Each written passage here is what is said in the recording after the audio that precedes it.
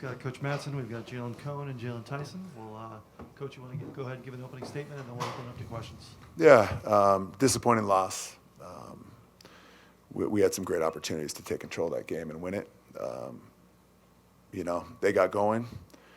They were able to come up with some loose balls late, and they made key shots. And our execution late wasn't great. This being our last game, I don't want to dwell on the toughness of this loss. I want to choose to dwell on just how proud I am of our group, where we started, the progress that was made during the season, and these outstanding young men and what they mean to our program and to the university. And so with that, we'll open up to questions. Okay. We'll start over here on the left, second row. Coach Don with Right for California. Yeah. Question for Jaylon really quickly. You had 16 points in the first half, 2 in the second. What was Stanford showing you in the second half that maybe cut into that? It was a good team. I didn't come out as aggressive as I should have been. Hats off to them, the defense. Staying here in the second row. Jim McGill with Bear Insider. Mark, you guys managed to get a lot of good open looks in the first half and in the opening minutes of the second half. What changed about being able to get those open looks? Because it seemed like every shot that went up was really highly contested. Yeah, I think it was probably a combination of two things, and I'll go back and study the tape and look at it, but probably a combination of two things. Number one, they amped up their defensive energy and their intensity, and then our ball movement in the first half was probably 10 out of 10. The ball didn't move as well in the second half as it did in the first, and so we'll go back and look at that. But a function of not as good of ball movement on our side and better defense on their side. On the right side here, second row. Grand Avalon Channel Tree. Mark, how much of a difference did it make for you guys late in the game, having Fardaws out? How did that change things for you offensively? That hurt. Yeah, that hurt. Even with that, we've had guys stepping up all year. When someone goes down with an injury, when someone goes out with fouling out of a game. And so that definitely hurt because Fardaws does such a great job of controlling the glass, a great voice on the back line. Even with that, we fought, we battled, we came up a little bit short. On the left here, third row. Ron Krejcik from the San Francisco Chronicle, Jalen Cone. That second half drought, you guys had, as Mark said, functioned so smoothly on offense for most of the game. What changed? How did it feel when you guys suddenly couldn't make a shot? Like Coach said, the ball kind of stuck in the second half, and we wasn't playing with as much pace, getting out in transition that second half, and we slowed the game down, and it worked to their advantage. We're just a more athletic team than they were and faster team, so I definitely would say the pace of our offense definitely slowed down a little bit. Now on the right side, third row.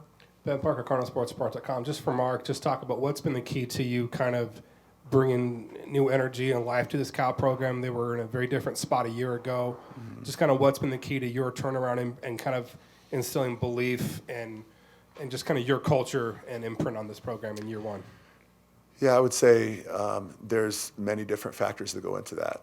But number one, Cal as a university and Cal as an athletic department has a huge desire for excellence, to be great, to compete at the highest level.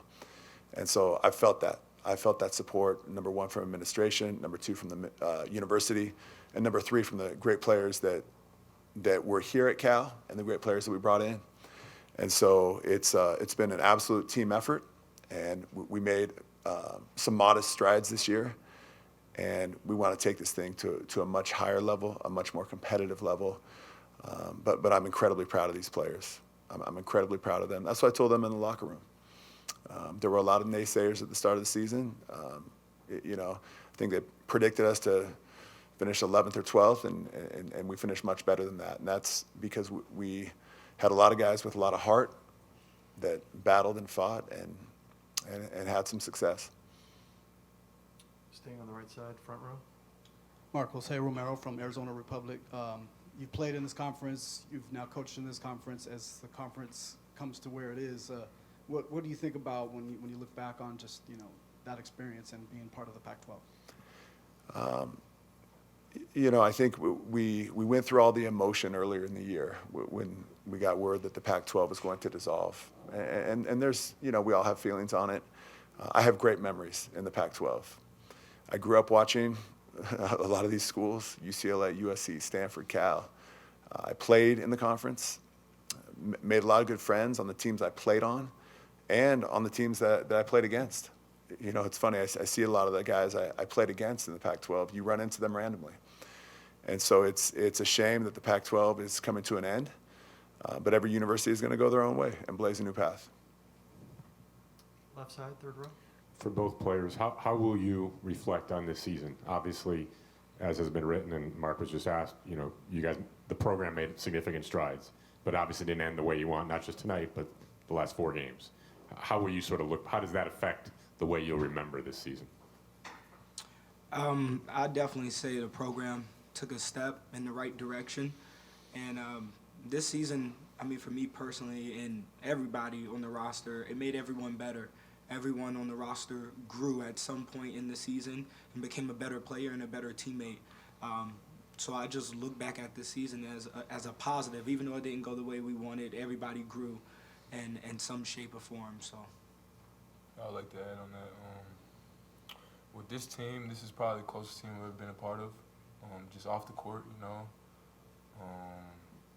I built lifelong friendships here, you know.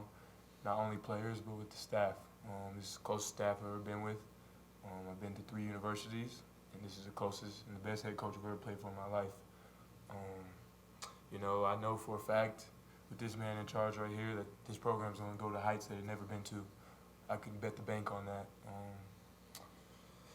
But from an individual standpoint, you know, just keep taking strides, keep getting better, you know. Keep God first and just keep going, you know. That's really all, yeah. Okay, thank you very much, guys. Appreciate your time. Thanks, guys. Thanks.